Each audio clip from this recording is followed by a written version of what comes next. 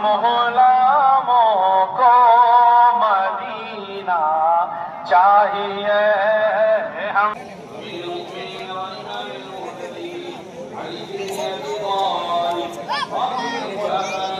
والمنكر والبغي يعظكم لعلكم تذكرون اذكروا الله تعالى يذكركم وادعوه يستجب لكم